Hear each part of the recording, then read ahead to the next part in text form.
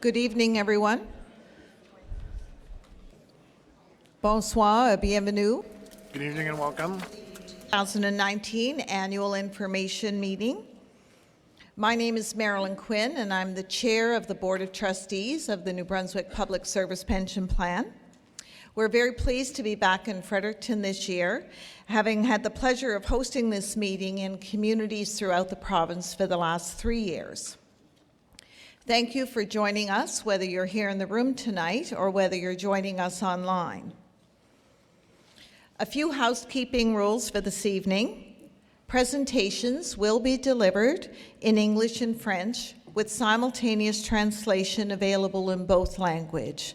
If you have translation devices here in the room, it's channel 1 for English, channel 2 for French.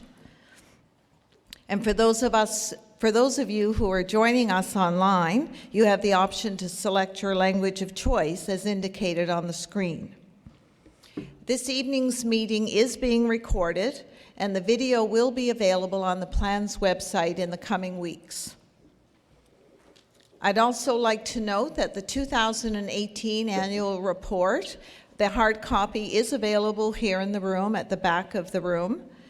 And for those of you who want to look at it online, it's available on the VestCore website, vestcor.org/NBPSPP. Before we begin the presentations tonight, I'd like to introduce the people who I share the stage with, your Board of Trustees, who are charged with looking after your pension plan. I'll ask them to signify when I call their name. Leonard Lee White is the Vice Chair of the plan, and Leonard is a Chartered Financial Analyst and currently the Assistant Deputy Minister of Finance and Treasury Board and Treasury Division. Leonard has many years' experience in public service, providing pension plan investing and risk management advice to government, and sits on several boards as a trustee. Sebastian Duchesne is the Dean of Faculty of Administration of the University of Moncton and a Professor of Accounting. Sebastian is a certified financial analyst and certified professional accountant and has professional experience in auditing. Ross Galbraith is the business manager of Local 37 of the International Brotherhood of Electrical Workers and also a representative for Canada on the IBEW International Executive Council, where he is a trustee of the IBEW Pension Benefit Fund amongst his other roles. Another one of our trustees, Mark Cadet. Mark is an Assistant Deputy Minister responsible for strategic services with the Department of Transportation and Infrastructure. Mark has extensive experience in administering pension plans and providing pension policy advice from his employment experience. Catherine Greenbank is a retiree in this plan and a member of the NBPSPP. She's a certified professional accountant and retired from Service New Brunswick, and she's also worked with a number of other large firms throughout Atlantic Canada. To my right, Denise Panette is a certified professional accountant, currently employed as a financial liaison officer with the Department of Education and Early Childhood Development. Susie Prudeg is the president of the New Brunswick Union, and she's also a trustee on another pension plan, in addition to her role as the National VP for the National Union of Public and General Employees. Odette Robichaud recently retired after many years as a court stenographer in the province, is also past president of CUPE Local 1840 and past CUPE Regional Vice President for New Brunswick, and was an executive member of the New Brunswick Division of CUPE Locals. We're very fortunate to have two observers on our board. Lee Sprague holds a law degree from the University of New Brunswick. He provides legal advice and representation to the New Brunswick Union and is involved in many committees and working groups. Our newest member on the board as an observer is Bill Murray. He's a facility supervisor with the New Brunswick Community College and president of CUPE Local 5017. At this time, I'd also like to introduce our presenters for this evening, and they're sitting over here. Eve Flord is the partner with the plan's actuarial firm, Morneau Chappelle. Eve will provide us with details relating to the plan's most recent actuarial valuation. John Sinclair, the president and CEO of VestCore, the plan's investment manager and administrator. John will provide us with an overview of the investment and administrative services outcomes for the plan in 2018. We also have from VestCore Kent Fries and Kim Starters from VestCore Services team, and they're going to share some general information about your plan. As I said, I am the chair of the plan, and I'm a retired registered nurse, the past president of the New Brunswick Nurses Union, a role I served in for 12 years. I'm also a trustee on another pension plan in the province, and I've been a trustee on this plan since the plan's conversion. As you could tell, we're a very diverse group with diverse backgrounds, providing us with strong board composition. It's important to note that each one of us has been appointed to the board by the provincial government and the following unions: the New Brunswick Nurses Union, the New Brunswick Union of Public and Private Employees, Local 37 of the International Brotherhood of Electrical Workers, and the Canadian Union of Public Employees. Several of us are also members of the plan. Even though we've been appointed by these groups, each of us must act in the best interest of plan members in making all our decisions. When we consider the best interests of all plan members when administering the affairs of the plan, and failure to do so, failure to do so can result in disciplinary action or revocation of our appointments. At this time, we are going to move to our first presentation, and I would ask you, if you have any questions, please don't hesitate to pose them during the question and answer period at the end. You will have ample time for questions at the end of the session, and Susie Prudeg will be hosting that session. We ask you to refrain from asking questions during the presentation, as we have provided enough time.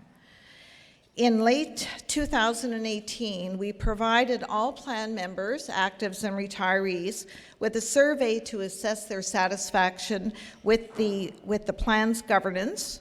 We wanted to understand their understanding of the plan.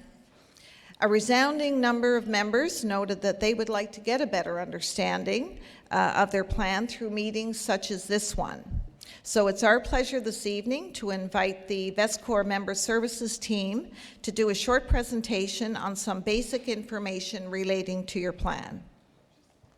VestCore Services team is a team available 5 days a week to answer any of your questions, not just for you, but also for your employers, for those who are working. Several members of this team will remain on site tonight to answer any specific questions that you might have about the plan, whether they're general or personal to you. It is my pleasure at this time to welcome Kent Fries, Acting Manager, and Kim Starters, Senior Analyst, to present to you this evening.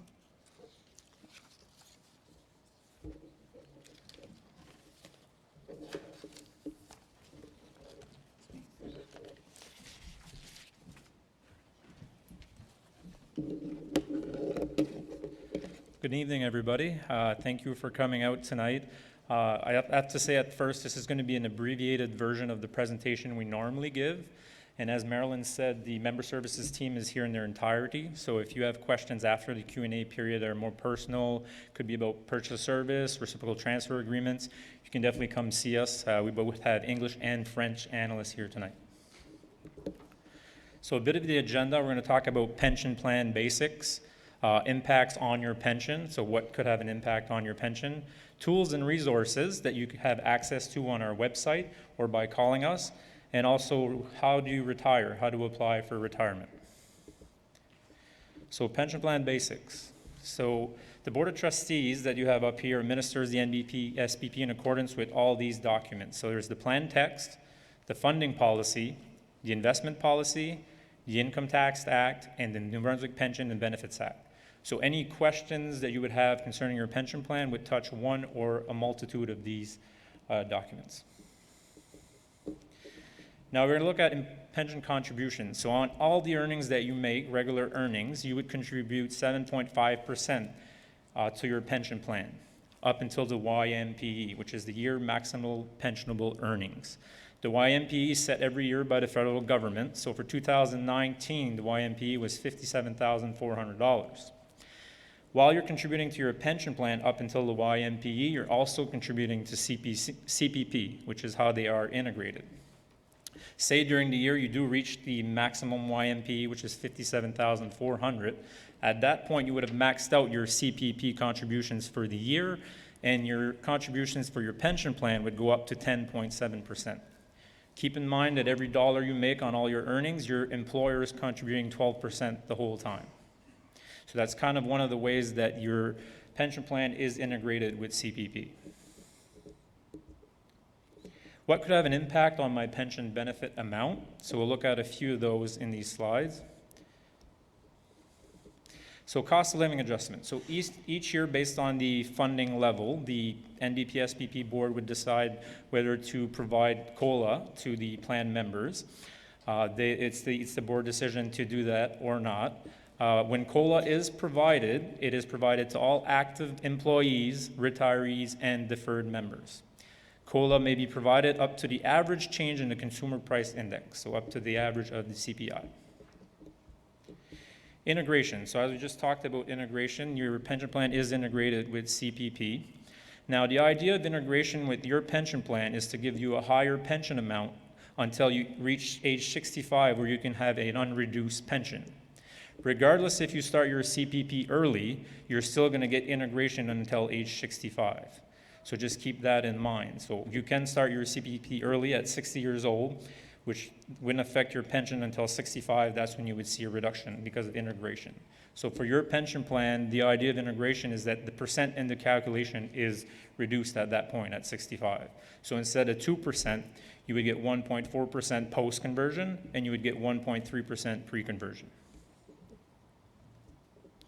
So early retirement reduction factors. So if you do retire early, before 65, which is the unreduced pension age, you get reduction factors. Now, since the conversion, which was January 1st, 2014, your pension is calculated separately. We do a calculation for pre-conversion and also a calculation for post-conversion. So pre-conversion, the reduction factors would be 3% per year up until age 60.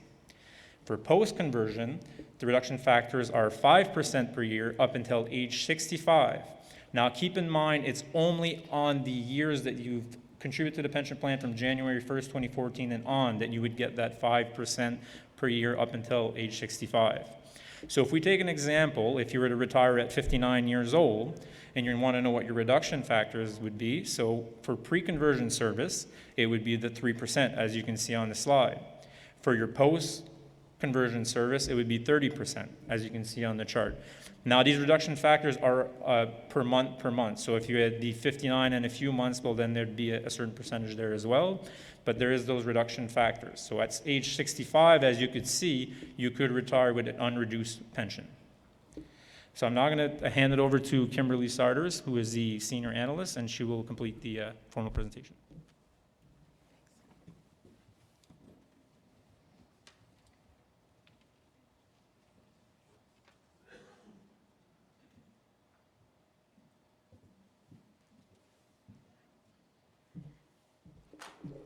Good evening. Okay, so next.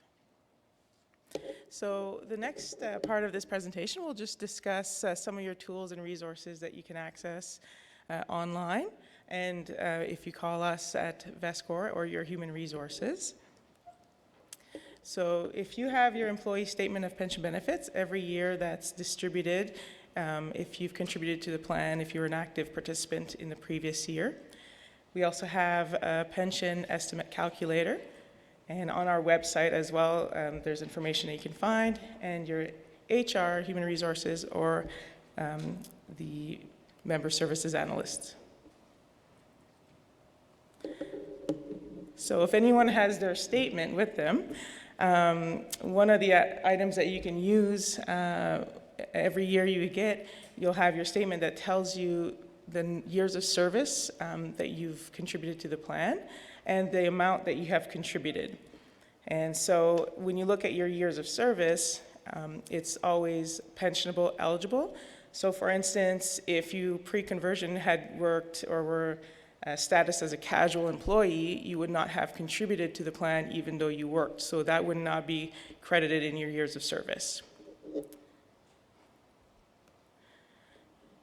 On the statement, on the second part of your statement, there is a benefit information toolbox for the pension calculator. And so you can plug in those numbers into the calculator and generate different dates for pension, for retirement. And so the next slide, you would see that the calculator would provide your gross pension that you would receive at retirement until age 65, and then it shows the benefit you would receive once you turn 65 when integration is incorporated in your pension and your benefit is decreased. It will also tell you the reduction factors that are applied to your pension.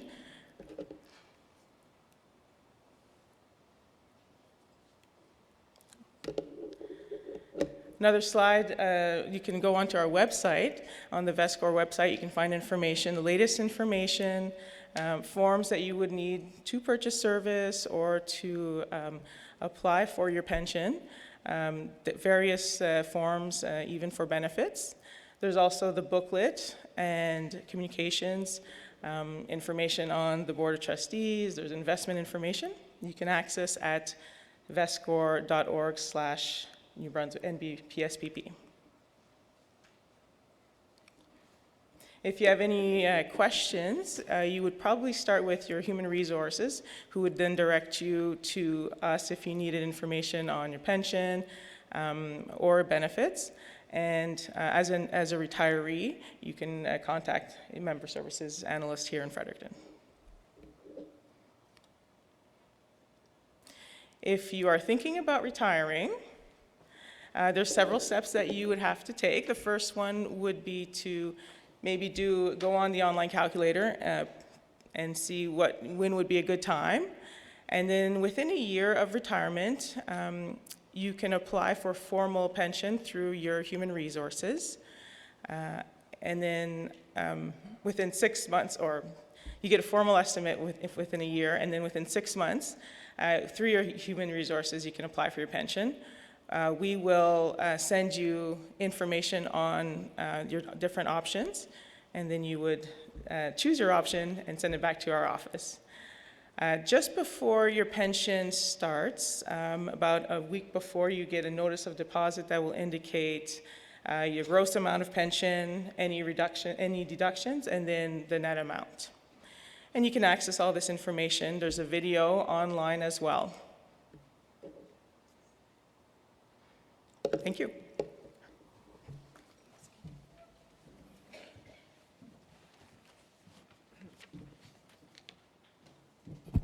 Thank you, Kent and Kim. And a reminder to members that if you have specific questions for the member services team, they will be available tonight at the end of the session. And for those of you who are online, you can always contact them via phone or email. We'll move on now to our second presentation of the evening.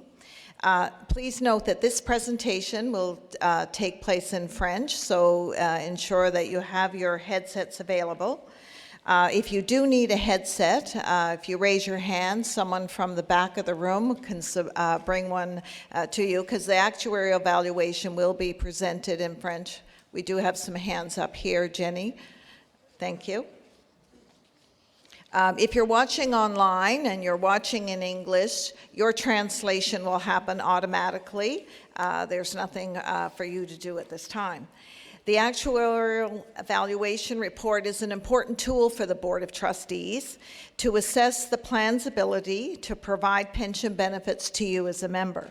It helps guide us in making our decisions regarding the finances of the plan, such as whether we can grant the cost of living allowance each year.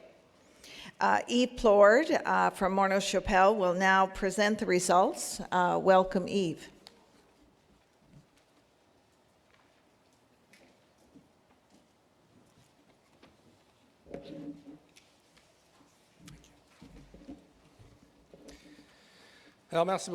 Thank you very much, Madam Chair. I'm Yves Plord. I'm an actuary at Morneau Chapelle, and it's really a great pleasure to be here tonight to present the results of the actuarial assessment. The last actuarial valuation was held January 2019. January 1st, 2019. I'm going to offer the different points of the assessment, starting by a summary of the participation and a brief review of the assets of the plan and the main hypotheses, economic use and evaluation. And I'm also going to review the results of risk management that we're quantifying. I'll take the time to discuss the adjustment, the COLA, that was granted by the trustees on January 1st, 2020, and how that adjustment touches you, either as retiree, but as well as active participants.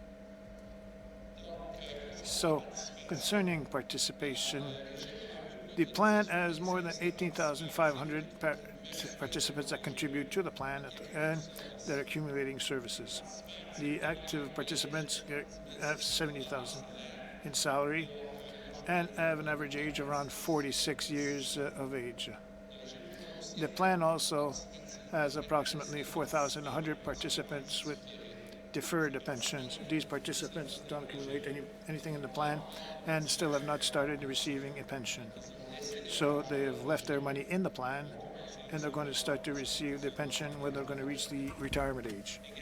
And as well, the plan has a bit more than 16,500 retirees who actually receive a monthly pension from the plan. And this number includes survivals of deceased retirees.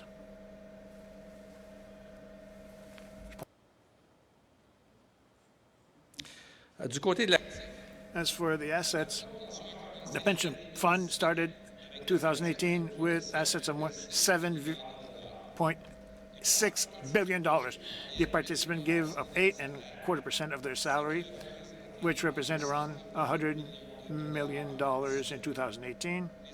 Employers contribute 11.25% of the salaries in regular as well as temporary contributions, additional of 1.25% of payroll, for a total of 12.5% of the payroll, and this represents $152.8 million in 2018. So the investment return was just over $132 million in 2018, which represents a yield of 1.75% for the year. John will talk more about that performance for 2018 in his remarks. But actuarially perspective, when the investments in return in any year is lower than the assumed rate of return used to calculate the liabilities for the plan, it usually means that the financial situation of the plan has deteriorated during the year. And this is the case for 2018, as we will see a bit later on. There will always be years when investment returns will not meet the discount rate under the plan due to the inherent volatility in the markets. However, over longer term periods, the excess assets accumulated over the many years that are providing returns in excess of the discount rate will assist in absorbing any negative impact for this year. Since the plan has become a shared risk plan on January 1st, 2014, investment returns have exceeded the discount rate every single year except in 2018. And it should exceed it as well in 2019 based on the results obtained to date. When you subtract benefit payments of more than $390 million and expenses of over $13 million for the year, we get to a market value of assets of $7.6 billion on December 31st, 2018, for a slight decrease in 18 of $20 million in the asset base. So economic assumptions. In order to determine the financial position of the plan, we need to compare the assets of the plan to its actuarial liability. The actuarial liability of the plan represents how much money we believe should be in the fund at the time of the valuation in order to pay all the benefits that members have accrued up to the date of the valuation. So in order to calculate the actual liability, we need to make assumptions as to what the future may hold for the plan. And future expected investments and retirement patterns, future mortality levels, among others, things must be taken into account in order to determine how much needs to be set aside to provide for the benefits payable from the plan. In order to discount future cash flows expected from the plan, we use a discount rate of 4.75% per annum. This is a very conservative assumption of expected investment returns for the future. In fact, we estimate that the plan will be able to reach this level of investment of return of 4.75% over 75% of the time. On average, we estimate that the fund can be expected to earn about 6% per annum on the long term. So this level of conservatism in a discount rate ensures us that more often than not, planned investments should generate extra funds compared to our discount rate assumptions, as it did from 2014 to 2017. It is not the case in 2018, but that is to be expected from time to time. So these extra funds generated from investment returns in excess of 4.75% can then be used to further secure benefits or assist in absorbing the negative impact of years when returns are below the 4.75 assumption, like in 2018. Also, these funds are also used to provide cost of living increases every year. We do not make a specific allowance in the liability for future cost of living increases that may be granted by the trustees. Future cost of living increases are granted by the trustees when the financial position of the plan allows for it, and it is only added to the liability once it is granted.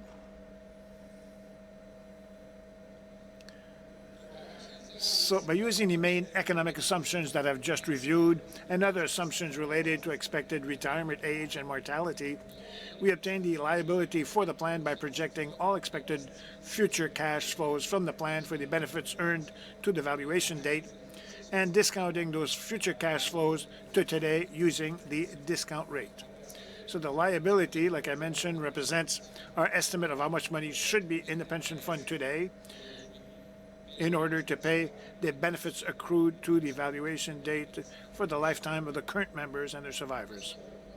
When you compare the liability to the assets of the plan, if the assets are higher than the liability, you have a funding excess, and when those assets are less than the actuarial liability, you have an unfunded liability or deficit. In the case of the plan, we have assets of more than $7.6 billion on January 1st, 2019, and liabilities of about $7.1 billion at the same date.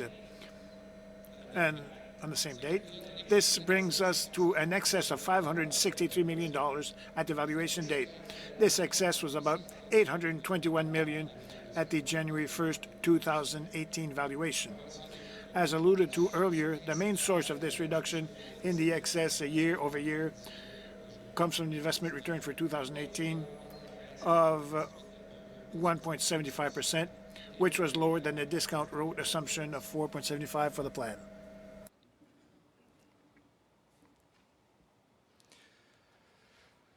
Le coût d'exercice. The normal cost of a pension plan represents the cost of the benefits that are accruing on behalf of the active member of the plan. during the year following the actual evaluation. So the nominal cost of the plan stands at 12.26% of the payroll. In contrast, contributions being remitted to the plan in 2019 and after by the members and the employers amount to about 20.25% of payroll. This provides that for a total of about 8% of payroll being remitted to the plan in excess of the cost of accruing benefits. So the same way expected investment returns in excess of the discount is being used to strengthen the plan, and the excess enables to have readjustments regarding the cost of living for both active members and retired members. Over the next 15 years, it expects that a plan will receive more than $1.2 billion in such excess contributions. An important financial measure under the plan is the 15-year open group funded ratio. This ratio is equal to 125.8% on January 1st, 2019. The trustees use this ratio to determine which actions they must take to consider taking every year when valuation results are available. This ratio is therefore used to determine if a cost of living adjustment can be granted and how much can be granted. This ratio will also be used to determine if member and employer contributions can be maintained at their current levels or if they must be reduced or increased. It will also be useful to determine if benefits can be maintained or if they must be reduced. In order to calculate the open group funded ratio, the market value of assets is increased by the value of excess contributions expected to be received over the next 15 years.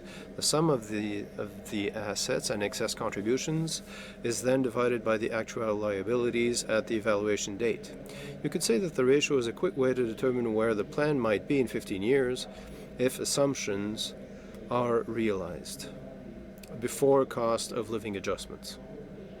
So at January 1st, 2019, like I mentioned, the open group funded ratio of the plan is 125.8%. Because the ratio is greater than 100%, it means that we estimate that there will be enough money being contributed to the plan over the next 15 years in addition to the assets currently in the fund to provide for all the benefits payable for the lifetime of members and retirees. Not only is there enough money, but the ratio being at 125.8% means that there will be, in accordance to our estimates, 25.8% more money than required to provide funds. So based on the funding policy of the plan, a portion of that excess can be used annually to provide for cost of living adjustments. I'll give you a little later the cost of living adjustment granted for this year. I want to point out that even if the ratio is lower than last year, it is still at a level which allows the trustees to continue to provide cost of living adjustments for the foreseeable future.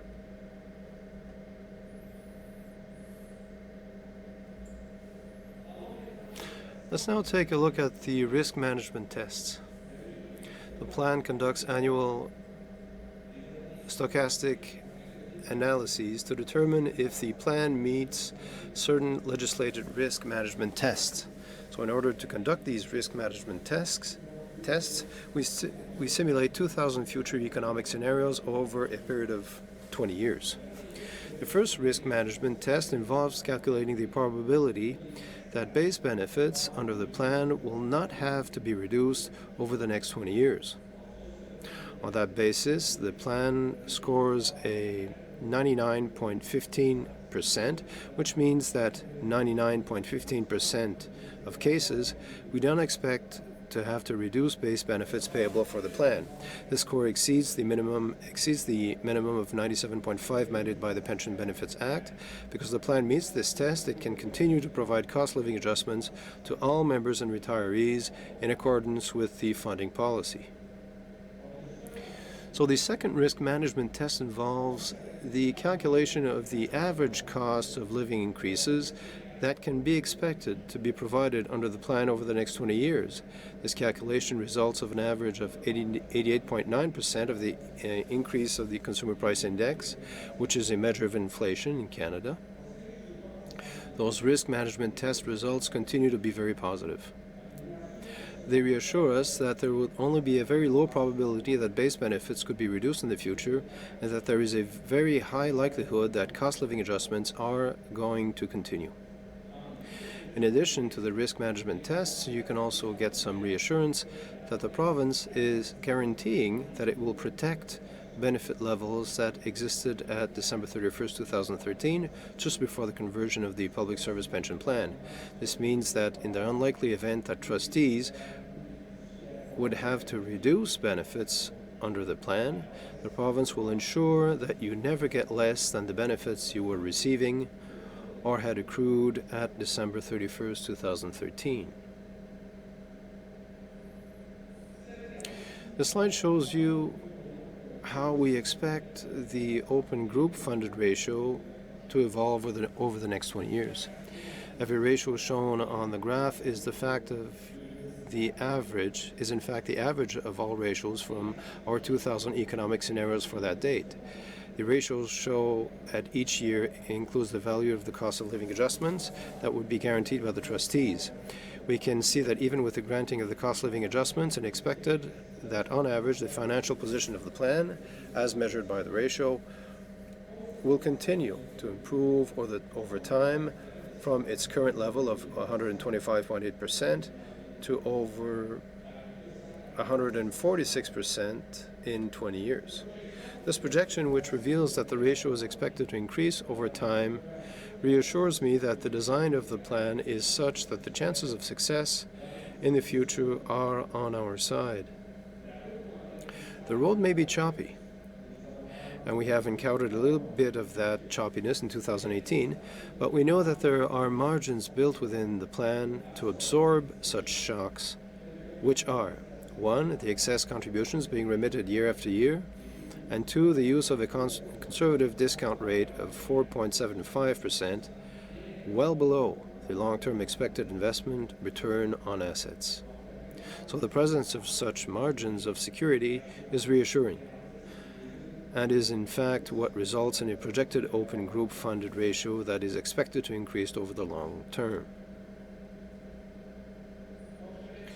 I will now address the cost of living adjustment awarded by the trustees for January 1st, 2020. Every year, based on the financial position of the plan, the trustees have to decide if a cost of living adjustment can be awarded. They cannot award more than the full increase in the Consumer Price Index or inflation in Canada. So for January 1st, 2020, the increase of the CPI is equal to 2.12%. So this CPI figure is the average increase in CPI over the 12-month period ending June 30th, 2019. Given that the open group funded ratio is at 125.8%, the trustees could award the maximum amount of 2.12% effective January 1st, 2020. This cost of living adjustment will have a cost of $141.8 million, which is split among the various groups of members as follows. $49 million will increase active members' benefits. $87.7 million is used to increase retirees' pensions, and $5.1 million is used for deferred vested members, for a total of $141.8 million. Although not on the slide, it is interesting to note that given the funded status of 125.8%, the trustees could have awarded a cost of living adjustment of over 3.5% if inflation in Canada had been as that high last year. So even with the soft investment return of 2018, the plan was able to continue to provide full indexing and current funded level. It can continue to provide full indexing for the foreseeable future, provided that the CPI stays below 3.5%.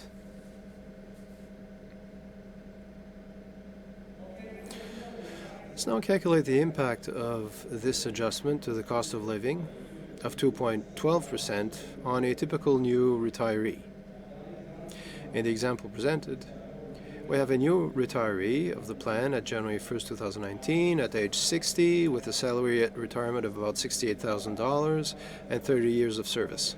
So this new retiree can expect to receive a total of about $37,000 per year when we include his lifetime pension and bridge benefit.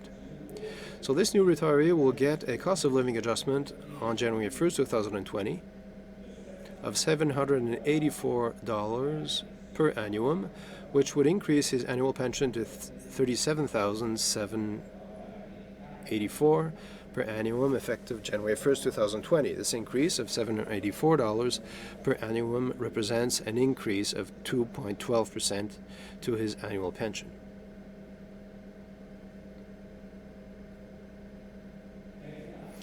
Now, let's calculate the impact of the same 2.12 cost of living increase on a typical active member. So let's assume that our typical active member is 58, earns $69,000, and has 26 years of service, January 1st, 2020. Such an active member can expect to earn about $25,000 of annual pension for his or her service before conversion date, and a total of $6,500 for 5 years, for total $31,500 payable when he/she retires.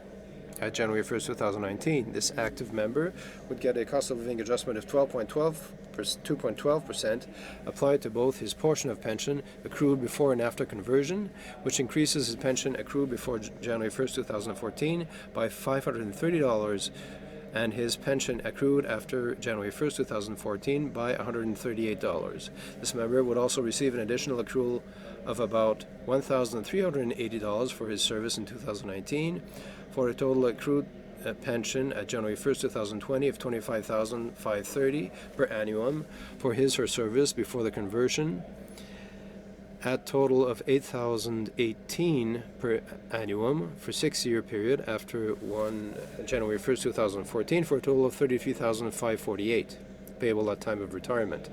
So this is an example that provides a glimpse of the importance of the cost of living adjustments, not only for retirees but also active members. In fact, we have determined that in a plan which is able to provide cost of living adjustments over the career of an individual, it can represent 20 to 25% of the total amount of pension at the time of retirement. So I hope that you found the information provided interesting and useful. This concludes my formal remarks for tonight. I will remain available for the question period. Thank you.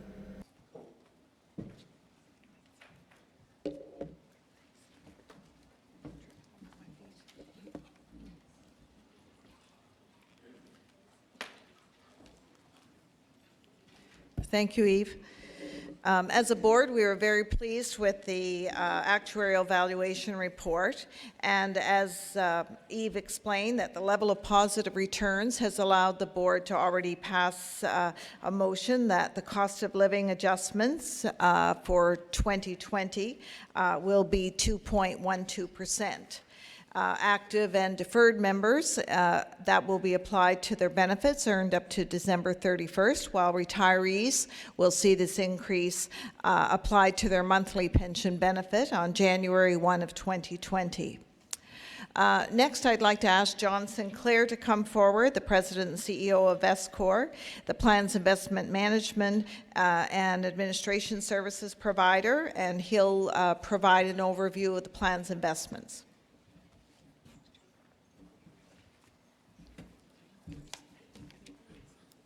Thank you, Marilyn, and good evening, everybody. It's my pleasure to provide you with an update on VestCore's activities as your pension administrator and investment manager for 2018. To start things off, what we thought might be helpful is just a couple of slides to remind you about who VestCore is. So VestCore is, as I mentioned, your administrator for your pension plan and also your investment manager. And VestCore was created in late 2016 by combining two entities, basically. The New Brunswick Investment Management Corporation, which was a Crown corporation that had been managing had been the investment manager and plan trustee for the old public service pension plan, and the Pension and Employee Benefits Department of the Government of New Brunswick, who was the plan administrator of the older public service plan. In line with the conversion of the pension plan to the PSPP and the joint trustee and the changes to a joint trustee framework, it didn't make sense any longer for the government of New Brunswick to essentially have for you to have two entities servicing your plan that were in effect owned by the government of New Brunswick, one a Crown corporation and one a government department. So work had been created in concert with the New Brunswick Teachers Pension Plan to essentially take both of those groups and be responsible for owning them on a 50-50 basis, as shown in this slide, and amalgamate the two into a company called VestCore. And that official amalgamation of the two companies happened in early 2018. You may, if you participated in some of the earlier annual information meetings like this, remember that we had two independent subsidiaries, VestCore Investment Management and VestCore Pension Services. In early 2018, it was determined that it was more effective to combine the two entities into one company. So who is VestCore? It's based here in Fredericton. We have a little over 130 employees, and it's a not-for-profit. So while it's owned equally by the Teachers Pension Plan and your pension plan, it is a not-for-profit. So there is no profit margin with respect to our activities. And for those of you who are familiar with the investment management industry and even the pension services industry, the profit margin in those businesses can be quite large. So by removing that, you end up with a pretty significant cost savings that goes to helping the assets you have under our management accrue at a greater rate over time. We also like to think, because we're a not-for-profit, we truly are aligned with your best interests. The advice that we provide to your trustees with respect to investment and policy and such is really in the best interest of the plan, because there is no for-profit activity for us to suggest that you use any sort of higher margin type of investment strategy that a for-profit company might be inclined to do. The VestCore Inc. group, our company, it has an independent board of directors whose sole duty is to be a fiduciary to the activities for the clients in which we manage assets for. And similar to the annual report that you have here tonight on your pension plan, VestCore publishes a pretty extensive annual report that we'd like to think is quite transparent. It's available on our website, and if you'd like a hard copy, there's some contact details there in which you can ask for that. And all of that information is available on our website, vestcore.org. Some other interesting statistics about the company. While we currently manage about a little over $18 billion Canadian in assets, and about a little over 40% of that are assets for your plan. You're the largest investment client we have, but certainly not the only one. We conduct over almost 90%. We manage almost 90% of that $18 billion with our staff here in Fredericton. So we don't go out and look for external investment managers for a large part of the activity. We actually have our own team here in Fredericton who does conduct that activity and provide that global investment management service. We have 9 investment clients, including yourselves, 11 pension funds, different pension funds that we administer services for. We do employee benefits administration services for the provincial government for 4 different employee plans. And all of that represents over 96,000 members and about 134 different employer groups. So covers a significant amount of responsibility and activity. So with respect, first of all, I'll talk a little bit about our investment activity. I think it bridges quite nicely with what Eve had presented to you earlier with respect to what we do on the investment side. And first of all, what we do is we help provide our investment expertise along with the actuarial liability information that Eve's firm provides, and helps the trustee group here with respect to some advice around what best investment policy to put in place to hopefully meet those long-term goals, be they the return goals that your plan has or the risk management goals that have been set out that need to be passed, as Eve had presented earlier. So we help provide that advice and help the Board of Trustees develop the investment policy that they ultimately approve. As well, once that investment policy is set, we do have the ability to try to add extra returns above and beyond that activity. Considering that we have an investment team here with long-serving capabilities in investment management, we try to do a little bit better than the investment asset mix over time to, again, help provide some extra returns to your fund over the long term. So that's with respect to your investment policy. And then with respect to our actual investment management expertise, we take those policy guidelines, we invest those funds, as I mentioned, primarily with our own team globally, following a set of responsible investment guidelines that we have laid out to help provide some guidance with respect to our investment activities. Those guidelines are available on our website and following other industry best practices with respect to how our operation works. And as I mentioned before, we do have the ability to slightly deviate from your investment policy asset mix to try to add some additional asset or some additional value over time. So with respect to setting out the investment goals or guidelines, if you look at your annual report, I think it's broken out in a similar fashion into sort of three main buckets. In the short term, what we want to do is be very focused on minimizing the risk and the volatility of our investment returns. Remember, as Eve mentioned, there's some risk management tests that have to be conducted and met every year. And so we want to make sure that we are very focused on being able to provide that. And as well, we want to be able to be very focused on preserving the capital, trying to avoid as much as possible any negative return years so that we can continue to contribute capital to your plan and make sure that we can pass those tests to be able to grant indexing, for example, as Eve had mentioned. Over the medium term, that's where we bring in this active management activity, again, trying to add some additional value over time over your investment policy benchmarks to help, again, accrue additional returns to your plan. And then over the long run, recognizing that there are cycles in investment markets that happen, we want to be able to exceed at least the 4.75% actuarial discount rate while achieving those risk management goals. And being able to do that is over the long-term cycle part of the idea of setting out your policy.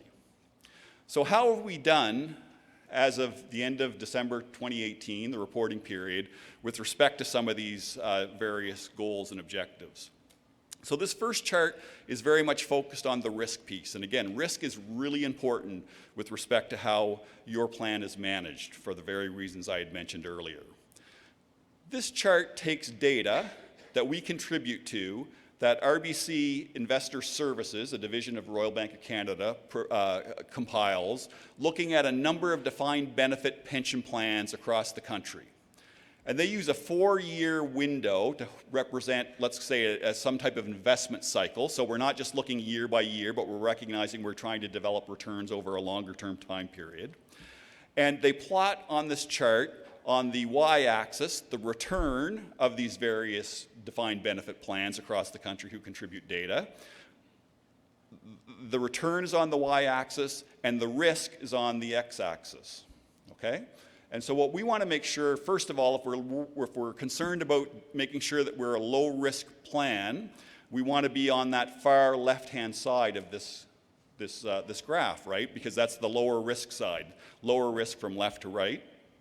And as you can see here, the arrow's pointing to a compilation of all of the VestCore, all of the pension funds that VestCore is providing investment management services for. But you can see down below, I've got a key that actually shows your own public service plan, and the returns there and risk are very similar in respect to the composition. So as you can see, we are very low risk vis-a-vis all of those various other funds that are contributing data to their survey. The nice thing, though, as well, is you can see we're not giving up a lot of additional return to make those risk goals. We're about I would say if you looked at that data, we'd be in the top third of all of those returns that are out there. And again, that's a very important part of what we're trying to do over the longer run as well. So being able to produce low risk, as evidenced by this chart, and still being able to produce very healthy returns, as evidenced by that comparison versus other plans across the country. One other little nuance I'll mention here is it's standard in the investment management industry to report returns before you take any investment management costs out of the equation. And you'll see I have a slide a little later on that shows that the investment costs that we incur on your behalf are much lower than you would incur by going to other outside investment managers. So let's look at the return stream over time. And as illustrated here, and as Eve pointed out, in 2018, the return for the plan was 1.75%. And for any of you who follow markets closely and remember the last quarter of 2018, it was quite volatile. At that point in time, the market was reacting primarily to the US Federal Reserve Board tightening interest rates or increasing their short-term interest rate, and people feeling that that was going to have a very severe impact to the market. And equity returns were really negative into year end. So that really impacted, obviously, investment returns for all investors that are investing for pension assets. You can see as well, hopefully as broken down here, we show what percentage of that 1.75 came from your investment policy, which is the solid color of about 0.6, and how much we were able to add using that active management activity that I mentioned earlier internally. We were able to add about 1.11%. And as you can see over time, actually, we've done a pretty good job of adding additional returns. It's essentially over 1% right across that 5-year spectrum in terms of your portfolio. The other important thing here is if you just look at that footnote, and many of you may have experienced this with your own investment activities, using that data that I showed you earlier, that Royal Bank Investor Treasury Services piece, the median manager for 2018 actually had a negative return of negative 0.7%. And I've seen other surveys, similar type surveys, that would indicate other balanced type investment managers being somewhere around negative 2%.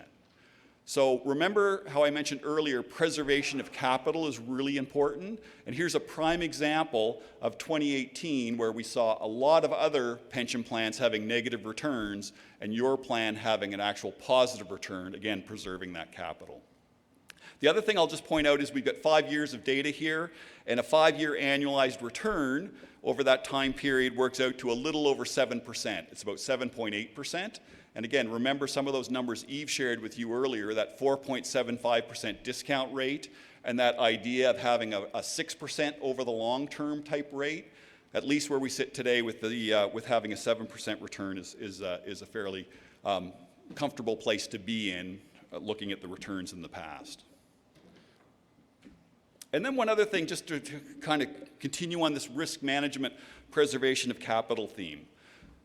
So again, if you'd watched or participated in this discussion last year, you may remember that there had been some press around how the returns for VestCore's clients had been significantly lower than the median out there in the pension world. And they'd actually referenced that RBC benchmark or universe that I just showed you.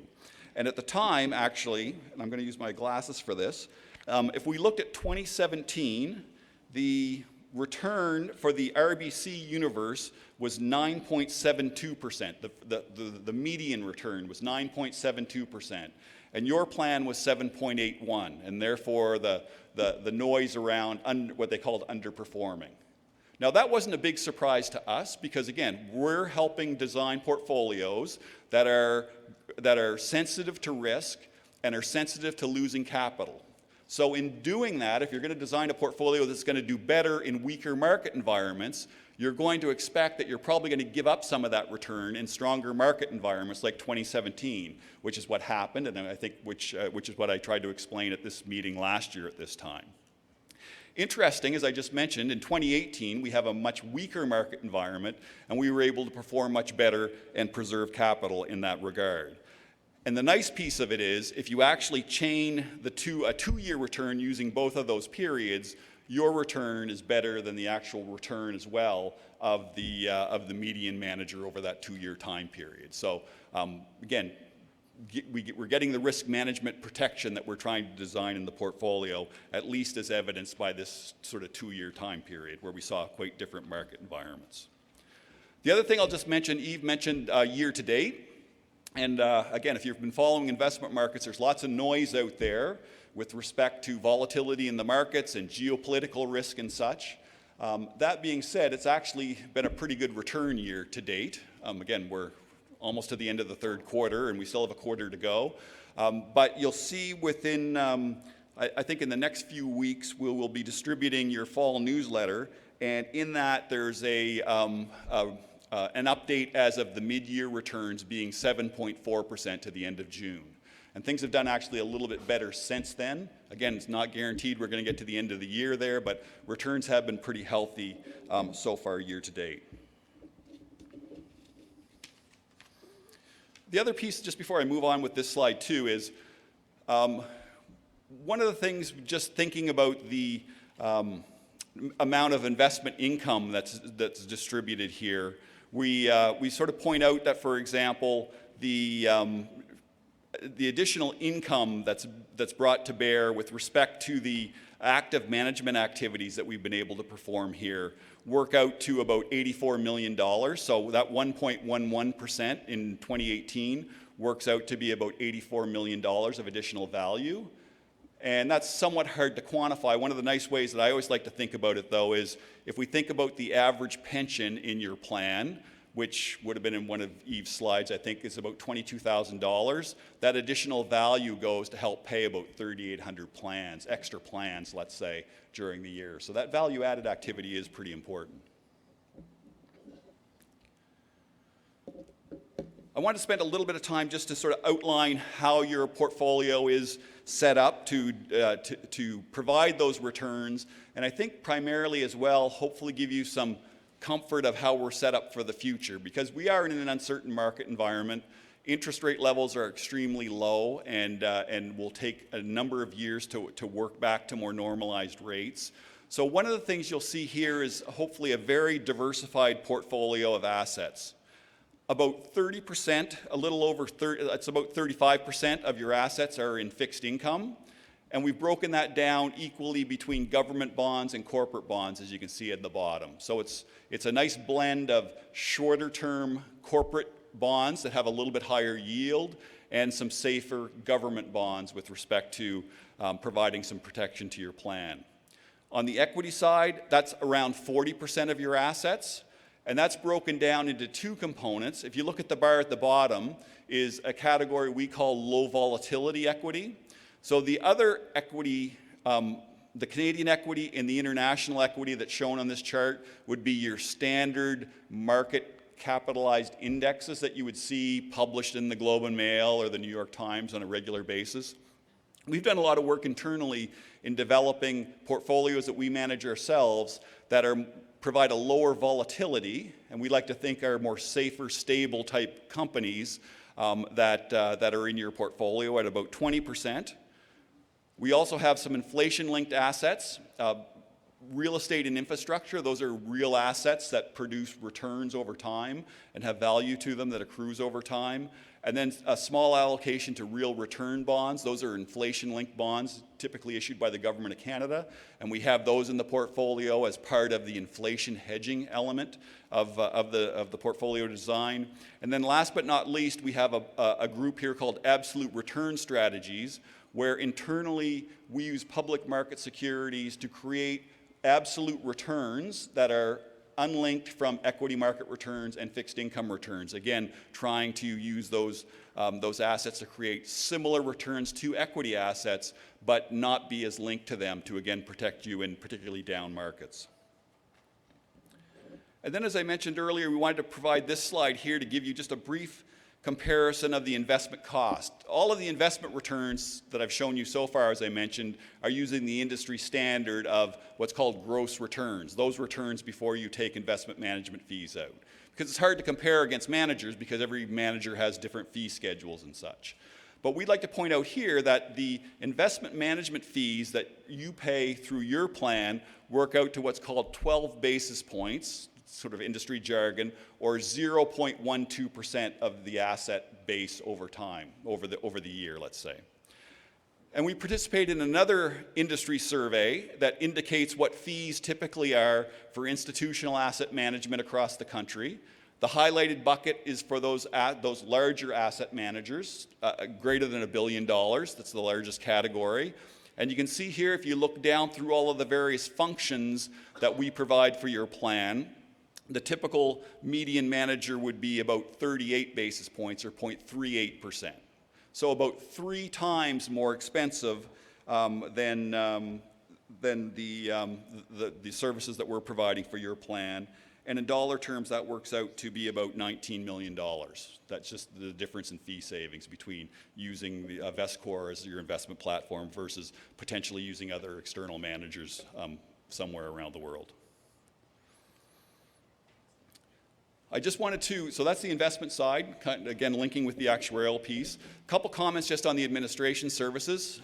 You met a couple of my colleagues from our member services team earlier, and we do have the remainder of the team here this evening. Administration services is a very important part of getting people set up and getting their pensions paid. As well, it's becoming, the volume of activities are continuing to increase as the public sector plan gets a little older, more people are retiring, there's more service that's needed. So our member services team that you mentioned earlier, they're really one of our primary points of contact. If you have a question or an issue that you want addressed, you deal with that team. As well as mentioned earlier, they also interact with the employers for active plan members and do different information sessions with different employee and employer groups around the province. We also have a group that's very much responsible for that sort of pension implementation work, actually setting somebody up to receive a pension when they determine that they're going to retire, and make any adjustments to, for example, if somebody's for some reason taking a leave from employment and needs to be taken out of the plan for a short-term time period, or doing some sort of termination calculation. All of that work is done by that group. The actual payment of the monthly payments is obviously very important. And then last but not least, our admin team has some policy support analysts who are very familiar with the plan, with a number of the different other governing documents that the trustee group is responsible for, and we help provide them with some governance support around that and helping facilitate their activities. And as mentioned, just in terms of some actual statistics, this is very well timed because it's the last slide. No, it's okay. The actual, some of the statistics, just to give you an appreciation for the service levels that was provided to this plan.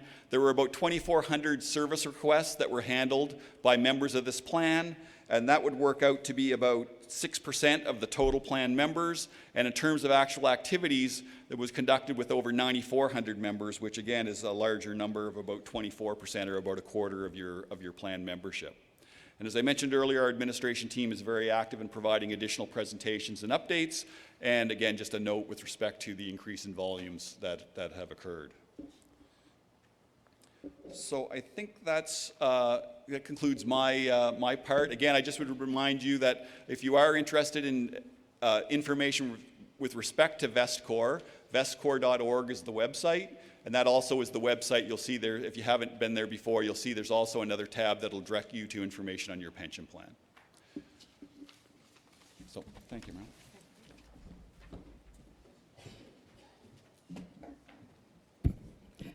Thank you, John, to you and the VestCore team. At this time, we're going to move into the question and answer, where you actually get to ask questions. We have 2 microphones set up in the middle of the room. For those who are asking questions online, you're going to be able to click on the question mark. We had some questions submitted in advance of the meeting. Some of those have been, we will deal with some of those here tonight. However, some weren't pertaining to the pension plan. They were actually on the benefit side, and we've responded to those people, or directed them to the appropriate people who can help them. So now it's my pleasure to ask Susie Prue-Daig to come and guide us through the question and answer.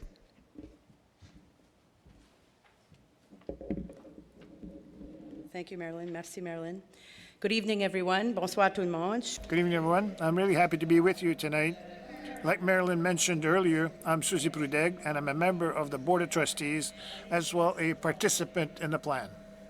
Any questions for our Board of Trustees or our guests who have presented to us this evening, please go to the microphone to ask your questions.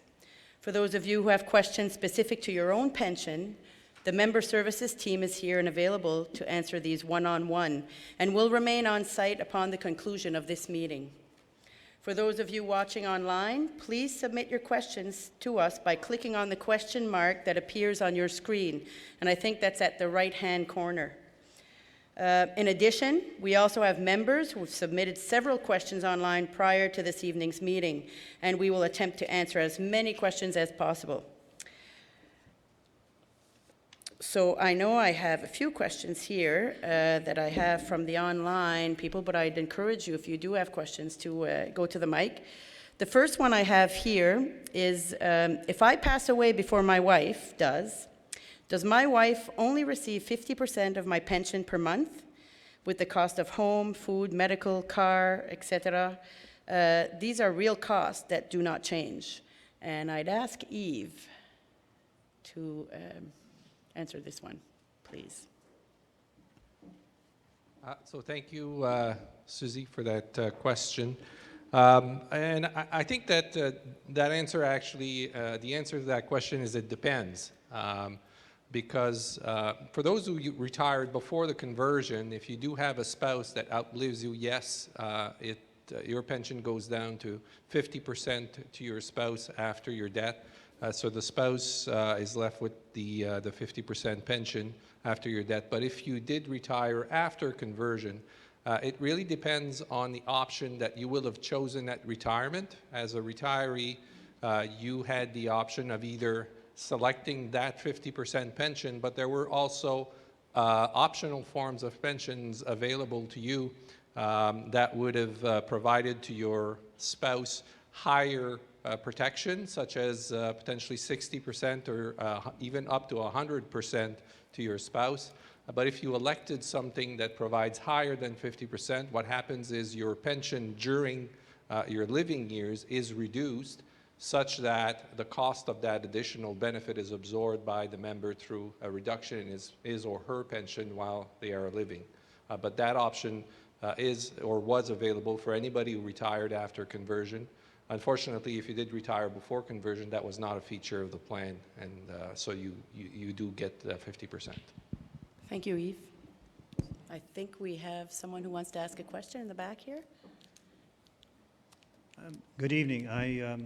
During the actuarial report, there was mention of various risk tests that determined whether or not base pension levels could be decreased, and it sounded very positive.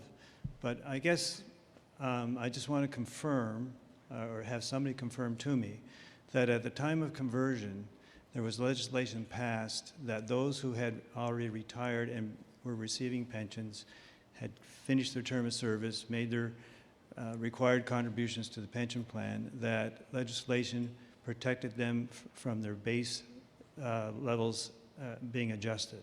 Is that still the case? Eve? Yeah, as I alluded in my presentation, the protection by the province is still there, and so if ever, in the unlikely event that the trustees have to reduce pensions in the pension plan, then your pension will never go to below the levels that they were at December 31st, 2013, which was the date of the conversion of the plan. Yes, that protection is still there. Thank you. Okay, I have another question here. We've been hearing about ethical issues for the investment policies of pension plans, such as the CCP investment in the U.S. private correctional service providers or divestment in the petroleum industry. Does our pension fund manager have a policy on ethical investment? And if so, could we get a rundown of that policy? If there's no such policy, could we consider adopting one? I'd point that one to John, please.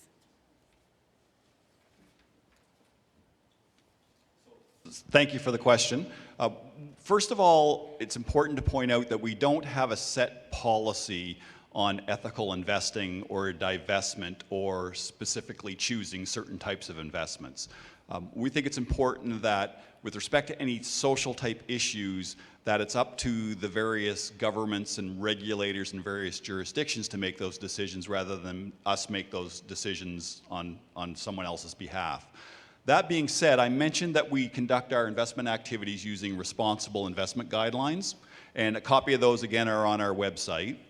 And what that does is it indicates that we actually do have, what we do is we leave the decision to our portfolio manager, who has access to data that does actually provide insight to various companies on environmental, social, and governance risk.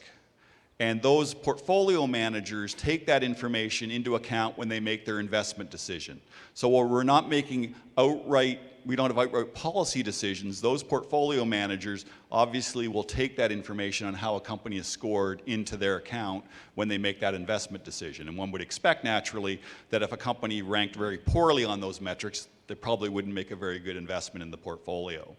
So an example of that is, as Susie mentioned, recently there was some articles in the National CBC around the Canada Pension Plan Investment Board and some armament companies. And so the first thing you do when you see those articles is go, oh, do we have those? And we went through the portfolio and actually did not.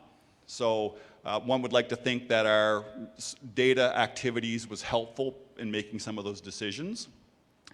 You did mention, for example, though, the private prison companies in the US. And interestingly enough, that was an item that came up earlier in the year. I think it was in the first quarter. And again, when we looked at our holdings, we didn't have any at that point in time when that news broke.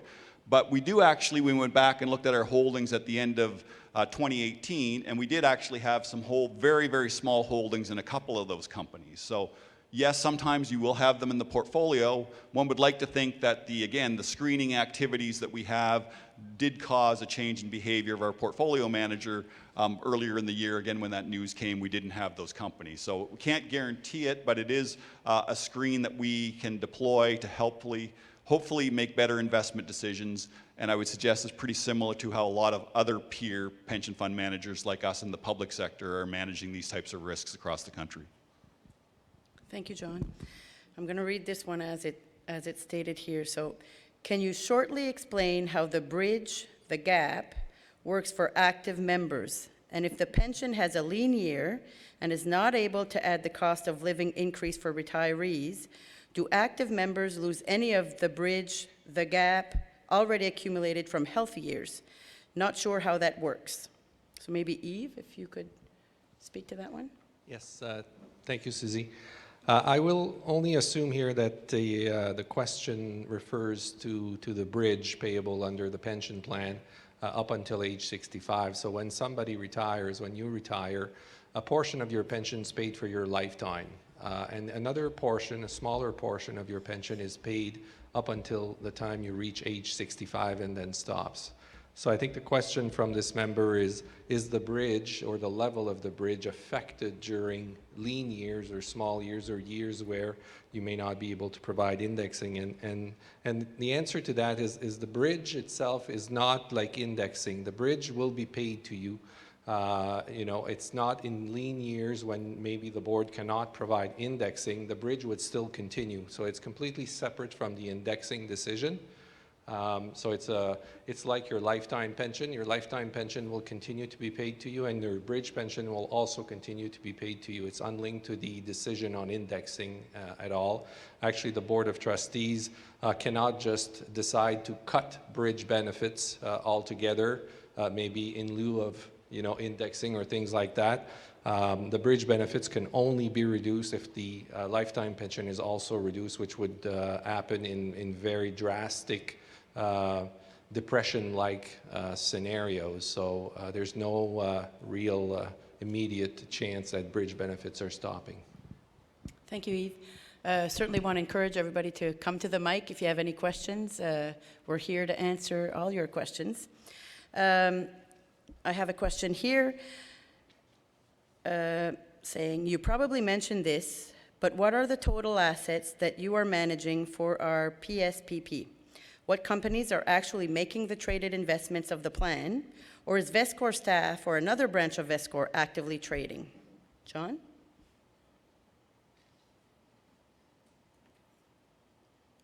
So I think I mentioned that our total assets under management at VestCore now are a little over $18 billion, and the PSPP plan is a little over $8 billion. As well, I think I mentioned that about 90% of that amount we're managing with our own in-house investment staff.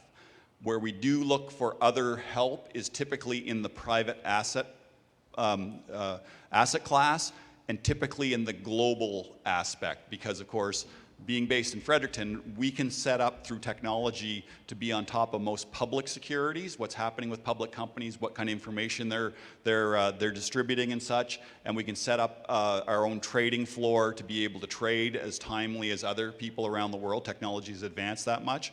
But when it comes to trying to invest in private assets around the world, it's a little difficult to be involved in deal flow in Fredericton. So we do look for some partners there and external managers in that regard. Okay, thank you, John. Number 5 here. I do not believe that paid employees should be doing the job they are hired for. I do not believe that paid employees that should be doing the job they are hired for should be given bonuses for the work they're paid to do. Why does VestCore board feel that they have a right to take profits that can be put into our pensions and give themselves bonuses? So maybe Marilyn and John could respond to this?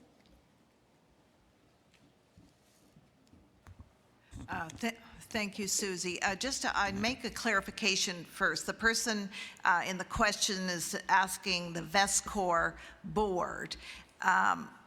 I think was how it worded, but just for clarification, the pension board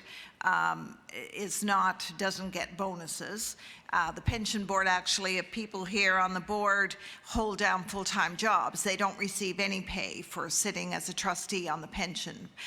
Those who are retired and not employed by the province, they get a small per diem for the days that they go to the meeting or prepare for the meeting. So I'm wondering if there's some confusion, and I'll pass it to John because they might be referring to the VestCore corporation, VestCore Corp bonuses. Okay, so a couple of things with respect to this question. I'll try to answer it this way. First and foremost, the investment management world and really the pension the whole pension business world has a compensation structure that is composed of base compensation and variable incentive compensation. And that incentive compensation tends to accrue to the more senior members of the organization, and it's very much tied to the performance of the company. And that, again, is very standard across, if you look at other public sector plan managers across the country, it's all very similar. And if that is the framework that's being used, if we're going to try to maintain a business here in Fredericton managing, let's say, $16.5 billion, that's a lot of money, we want to be able to make sure we can attract and retain professional staff to make sure we can competently create the returns that we've been successfully creating. So that is, that's essentially the framework of the industry. And the VestCore Inc. operating board that Marilyn mentioned, they have a human resources and compensation committee that does a lot of work on this very issue, because if you think about it, our company is really nothing more than human capital. Yes, we have some computer assets and some desks, but it is a human capital business. They have their own human resources and compensation committee, and they do a lot of work benchmarking these programs to make sure that they're best practice across the country and within our industry. So there's a lot of oversight that happens in terms of making sure that that's what goes on. As well, a large part of that incentive compensation amount in our organization is driven off of how well we do creating investment returns above benchmarks. And as I showed you in the slides, we've been creating about 1% over time, significantly in addition to the investment policy piece, and that to some extent is a large driver of those incentive or variable payouts to the investment staff, but largely to the more senior investment staff. And that is how the industry functions. As well, just the other point I will make is think back to the cost slide I showed you.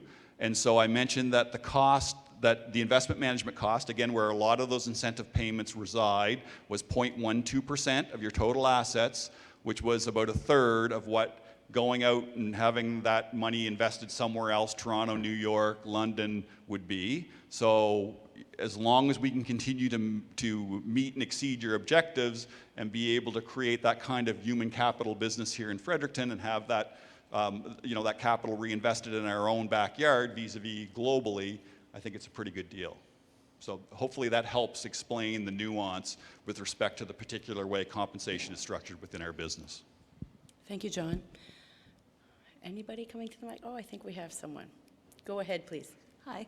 Just in follow-up to John's explanation there, I see the article from CBC in June where you earned over $900,000 in your bonus, and then it says all your employees now get a bonus, all 130. Is that correct? And if so, do you have a figure for total bonuses for 2018? Thank you.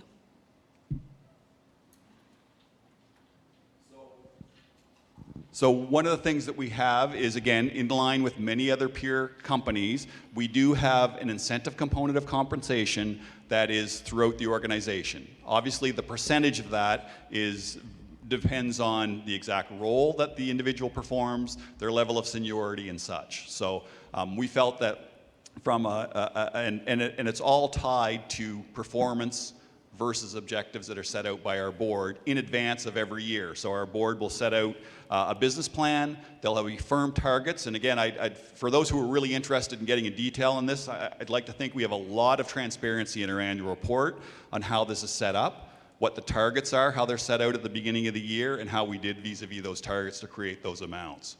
But that's correct. I'll have to check to see if we actually split out the actual line item. I've got an annual report here, and if you leave it with me, I'll check on that through the process. Okay, microphone in the back.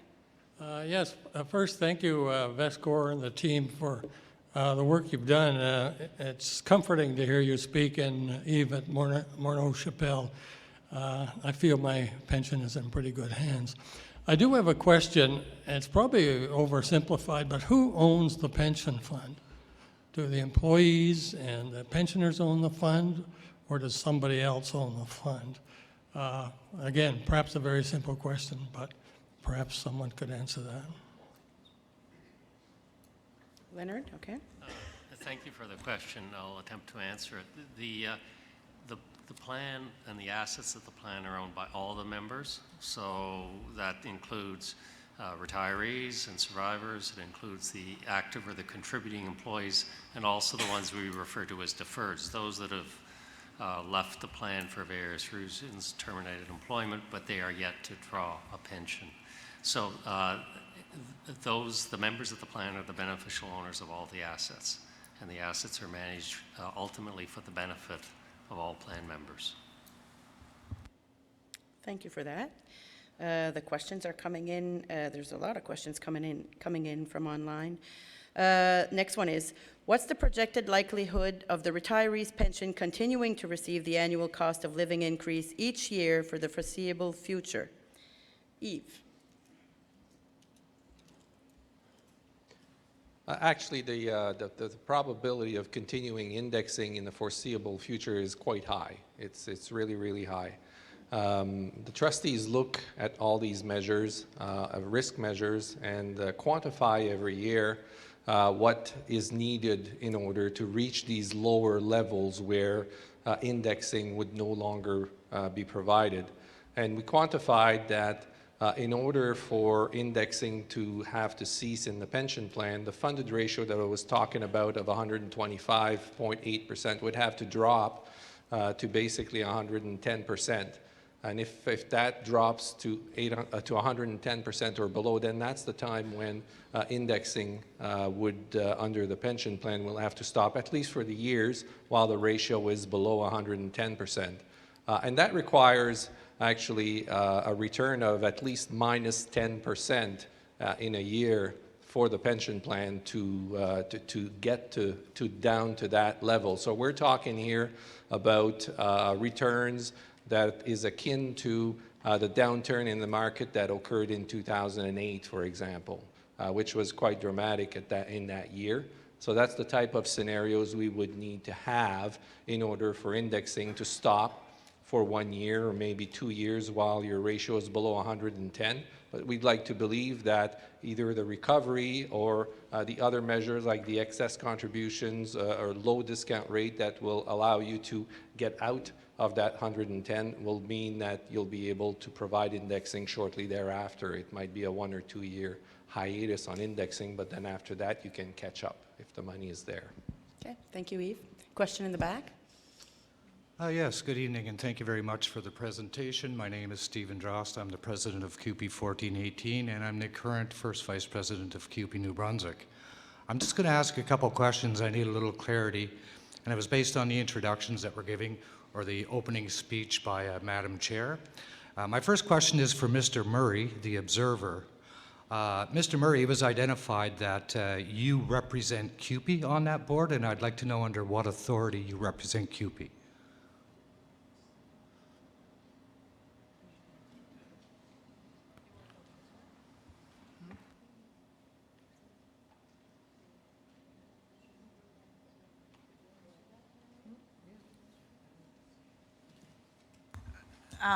I can answer it. I made the statement that they represent the 3 locals who signed on to the PSPP plan. You did not say that. Sorry, I neglected to say that. I was speaking about which union they individually represented, and for clarification purposes, thank you for bringing it up. We discussed earlier which unions signed on the plan. We had talked about those. There were 3 unions that did, and Odette sits here as a trustee for those 3 unions only within CUPE, and Bill is the observer for those 3 locals within CUPE. Those are 3 locals that represented 10% of just the CUPE members in New Brunswick. And when you say that they represent CUPE, CUPE National has 680,000 members. CUPE New Brunswick has has close to 30,000, and I actually am one of the other 9 locals that represent 4,500 members that were opposed to this conversion, and you know we are involved in litigation against that. So I addressed this with you, Madam Chair, 2 years ago in St. John, and it may have been a mistake by yours. I will accept that. But I think it would be very important not to mislead. These 2 individuals do not sit on that board representing CUPE. They're sitting there representing their own individual local. So I just would appreciate clarity with that on a go-forward basis. Thank you. Thank you. Okay, seeing no one at the mic. Next question. Why isn't there more transparency in the calculation of one's pension amount? At retirement, it's my understanding that you're presented with final figures without supporting evidence on how these came about. It's an undeniable imposition of blind trust. More transparency is required. Will you look into making those changes? So maybe, John, you could address that? I'd be happy to. So I think, first of all, it's important to point out that we've tried to be as transparent as we can when it comes to providing information with respect to the plan and how it operates. Thinking about calculations at the time of retirement, there's lots of information that's provided with respect to calculations and how they're done within the plan text, within our at-a-glance document, and some of our other supporting material. It is more complicated. The calculation is more complicated, however, post-conversion. Think about Eve's example about, any 1 year you have to look at how much the actual earnings were, was there inflation indexing or not, and any other sort of ancillary piece. So the calculation is becoming more complex. I think it's what we've tried to do to address that is provide information in things like the active member statements, using the calculator to provide with a number, but in no way by providing that are we trying to sort of hide any detail behind the calculation. I think it's just that's what's been determined to date to be the most effective way to communicate that to people prior to retirement. This is the first time I think this has been brought up as an issue, And if we do get to a situation where somebody wants to have more detail behind the calculation on a line-by-line basis, our member services team is always available to provide that amount of detail. So that is available if there is an interest, and please reach out to the team for that type of information if one deems it to be necessary. Thank you, John. We have someone in the back. Bonsoir, mon nom est Robert Saint-Onge. Good evening, my name is Robert Saint-Onge. Mr. Dross' comment with respect to QP and union members. I noticed that 5 of the unions signed the MOU agreement. You have the New Brunswick Nurses Union, the International Brotherhood of Electric Workers, the New Brunswick Union of Public and Private Employees, QP Local 5017, and QP Local 1840. The 5 unions who signed the MOU. Now, as a pensioner, I would like to know if pensioners are members of any of your unions.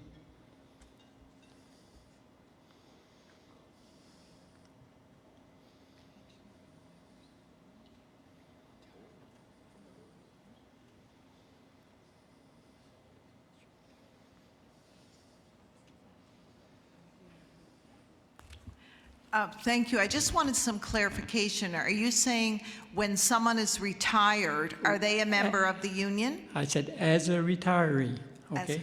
Are we members of any of the unions that I've just mentioned? I think it varies from union to union, but I'll speak for the New Brunswick Nurses Union who appointed me here. I'm a retired person, not in this plan, but I'm not a member of the union once I retired. Okay. I'm a retiree. That's the answer expected from you people. Now, how could you, as a union, sign a shared risk pro plan to replace the PSSA, okay, if you're not representing pensioners, and we were at least 13,000? Where did you take that authority? For clarification, when the plan was converted in 2014, the PSSA ceased to exist. There was legislation, as you know. Yes. There were 5 unions invited to be trustees, and they had to sign on to the agreement. So at that time, only 4 unions signed: the New Brunswick Nurses Union, IBEW, NBU, and 3 locals of CUPE. PIPs did not sign on. So all that is for the purposes of appointment. They could appoint a trustee. Once you're appointed as a trustee to the board, you represent all the members of the plan, the actives, the deferred, and the retirees. You no longer make your decisions based on where your appointment was from. You're a board member charged with governance of the plan, the fiduciary responsibility to represent all the members of the plan. Currently, we have 1 vacant union position because PIPS hasn't filled that position. And we operate with a board of 9 people because of that, because the government has put forward their 5 candidates. I understand what you're saying. What I'm asking you is not what you answered. I'm asking you, who authorized, okay, members of the union to become trustees of the new trust fund? I know that the province appointed 3, and I know the union appointed 3. The point is, where did they take the authority to appoint those board members? It's not from the legislature. The legislature repealed the act. That's what the legislature did. And the legislature also said that the PSSA, the plan itself, shall be converted, meaning in the future. There's nowhere in the legislature that it is mentioned that the province and the unions had the authority to sign a new shared agreement. And I'm asking you, where is that? Thank you. Sorry I didn't answer that question earlier.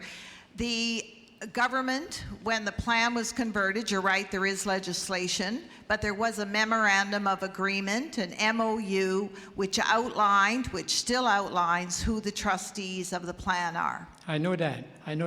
I know it was signed on November the 20th, 2013 between the province and the union. But I'm asking you, where did you get the authority from? Not the legislature for sure. It's not in the legislature.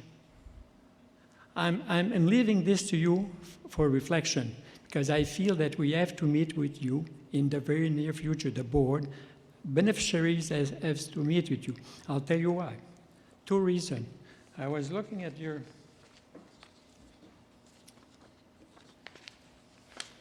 latest bulletin with respect to legal update, okay?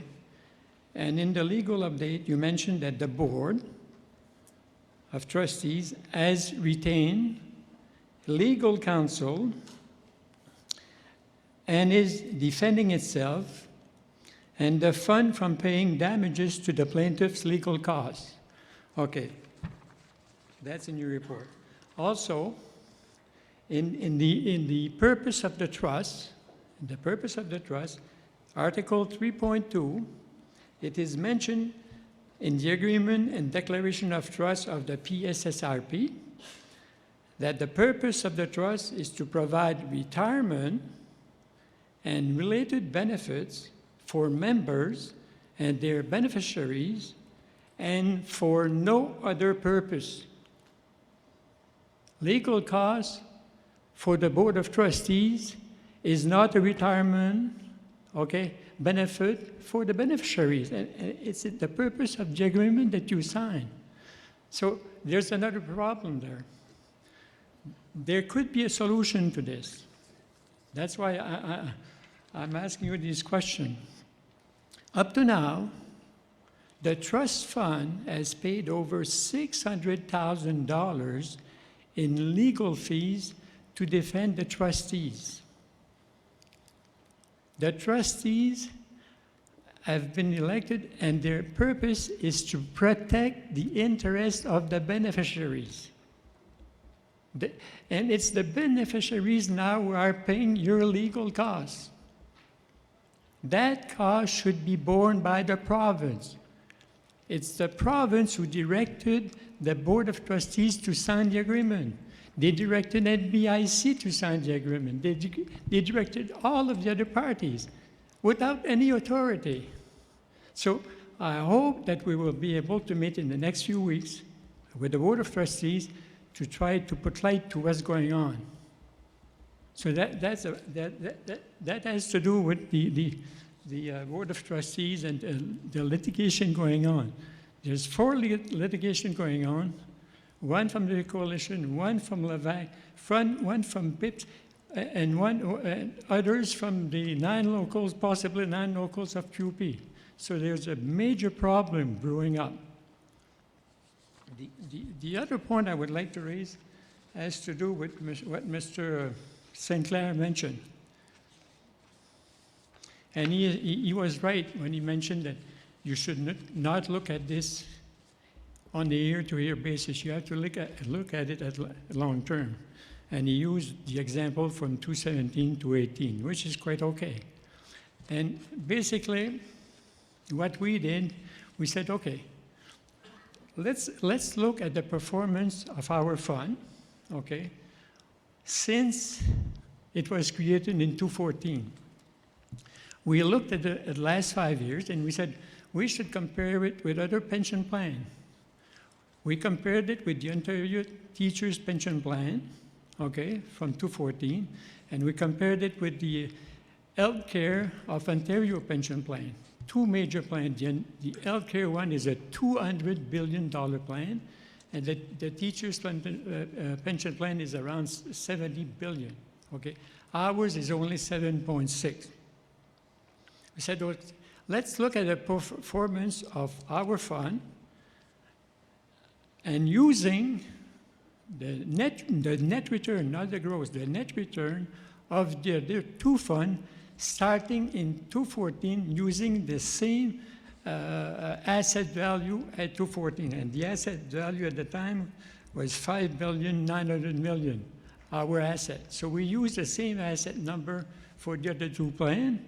And after 5 years, when we use their performance versus ours, we would have today in our plan, we have $7.6 billion.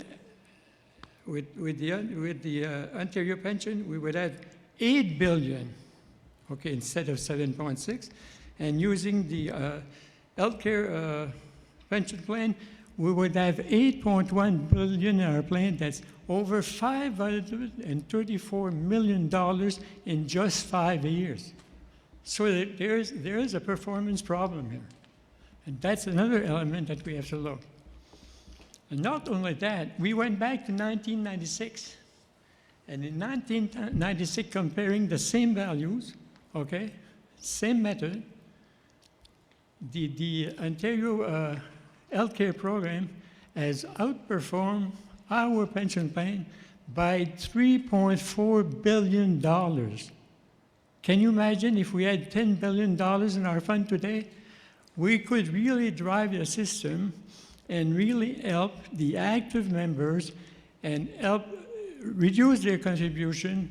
We could increase the benefit, guarantee the indexation, and we would still have money left. So the most important element of what we're discussing today is the performance of our fund, which guarantees at least 80% of the revenue. So that's about all I have to say, except that we have to meet to discuss this in a closed session if you want to.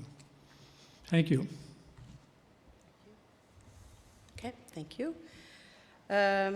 So next question is, why can't seasonal employees have more deducted out of their pay and have it be matched by the employer, since seasonal employees only work 6 to 8 months out of the year? Yves? That's a good question, thank you.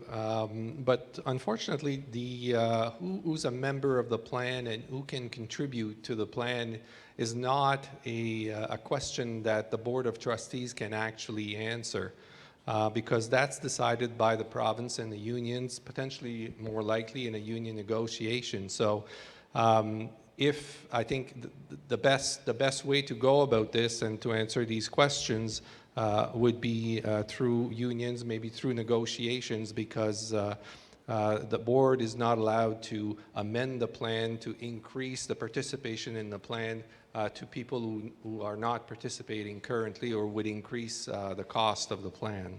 So I think that's probably the best way to go about this one. Thank you, Yves. I plan on retiring soon before I'm 65. I've received an estimate of what my pension is going to be. Why is the monthly income going to go down when I turn 65? Maybe Kent, you could answer that one?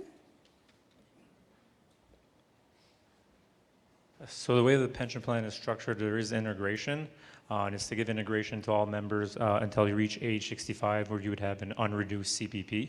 So at 65, that's where you see the reduction in your pension plan. So for your particular pension, it would be like I mentioned earlier, it's the percent in the formula that it changes. So it goes down to 1.3% pre-conversion and 1.4% post-conversion. Keep in mind, during those years, if you did have earnings above the YMPE, that percentage would remain 2% in the formula in the calculation. Thank you. Unless there's somebody's coming to the mic. Thank you. Just to follow up on that, how did that come to be, and do all provinces do the same thing, or are we the only province that integrates? Who wants to take that one? Yves, okay. It's actually a very common design for all public sector pension plans in Canada. That was introduced when the Canada Pension Plan was introduced, actually back in 1966. And so at that point in time, because government was including or putting in place a Canada pension plan, it didn't want to continue to provide both now a Canada pension plan and also another public service plan, which would have been redundant. So what they did in every province and even the federal public service as well is that for your earnings up to the YMP, while you contribute to the Canada pension plan, you earn at least a little bit less, and then you get the bridge that's paid from the pension plan until Canada pension plan is scheduled to start. So all that kind of design happened really in 1966 when the Canada pension plan was put in place. And it's very common across the public sector all throughout Canada. Merci Yves. Bon, ben, nous allons maintenant... Now, Tim, all yours. I'm a layman, so some of the terms I may use, I hope you guys can understand what my question is, but we seem to be being set up for a perfect storm within our pension plans, and this again is my own opinion, but when I see that we have to do more with less, and we have less active members more and more, I'd love to hear you prove to me that there is, in fact, more active members. What my question is sort of two-part, is what happens if there is no active members when the baby boomers leave? Is that, in fact, a perfect scenario with low interest rates hitting us at the same time? Could that really affect our pension plan and our funds very negatively? I'm 61 years old. I don't have an opportunity to work forever to ensure my future now. My future's been changed once already when we changed this pension plan, and I was affected negatively. I served the province well, and now, in my own opinion, again, but I feel I served. I did what I was supposed to do, but now I'm being told that my province and the people themselves are not willing to pay me for my service. So I'm very uncomfortable being up here because I'm not a person to beg or whatever for information or whatever, but how would it affect us when I see more and more willing young people in this province that want to work, and they're being continuously denied to be a part of the pension plan, and they're not being given the opportunity to give full-time work? How is that going to affect my pension plan, for me, being a little bit worried about myself? But also, I'm putting in a thing here for the why aren't they hiring full-time and getting people out of this cycle and making our pension stronger? That's all I have to say. Thank you. Is that Yves?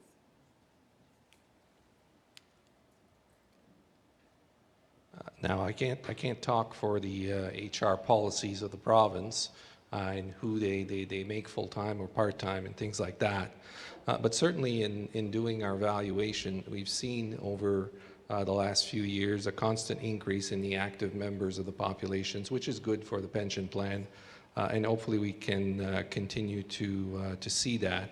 It is all part of our calculations. We know the baby boomers are now starting to retire in droves, and that, you know, will mean that the pension plan over time will get more and more mature as there's more retirees and proportionately less active members, although the pool of active members does not necessarily decline. It hasn't been the experience of the last few years.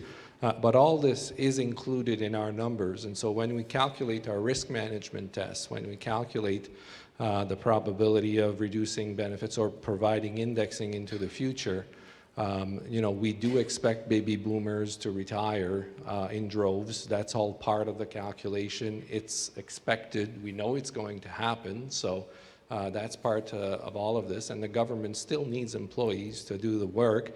And in the last few years in the public sector, the numbers have increased. They have not decreased. So although there may be an impression out there that people are not made members of the plan, the evidence that we see is that the active membership in the plan is increasing. So you know, that's what we see as the experience. So if that continues like that, then I think this plan is on a good footing. All our statistics are such that you can expect to continue to receive indexing, and the reduction of benefits, we're talking about depression-like scenarios before we get to reduce benefits. So, you know, you shouldn't be aware, you should be not aware, and afraid of your benefits being reduced.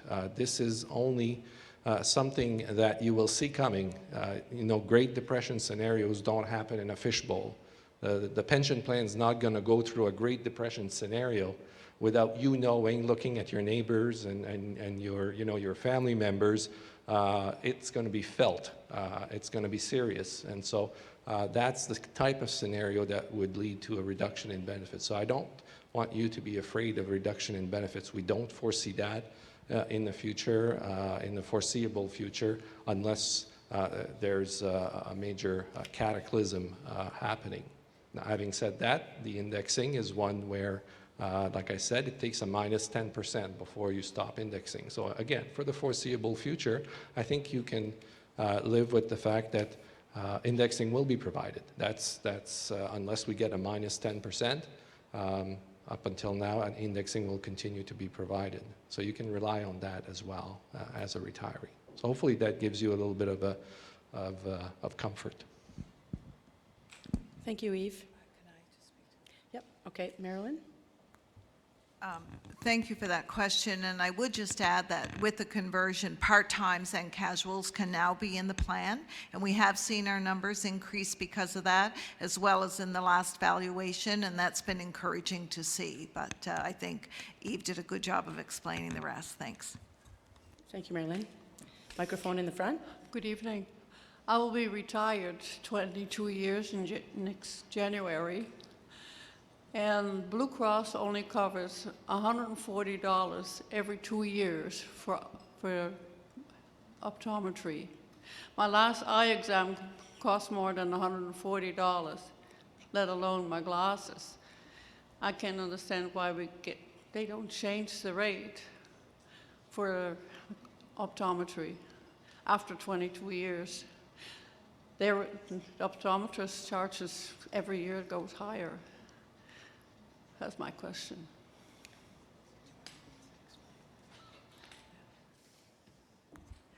Thank you for that question, and I'm sure others might share the same concern, but the pension board doesn't have anything to do with the benefits that are done through Blue Cross. This board only manages your pension, not the health and benefits. That's being managed by a different committee that looks after that for the province. So I know there are members here from the VestCore team, and there are some people there that benefits, and they can pass that on, but this board can't answer to that. Thank you.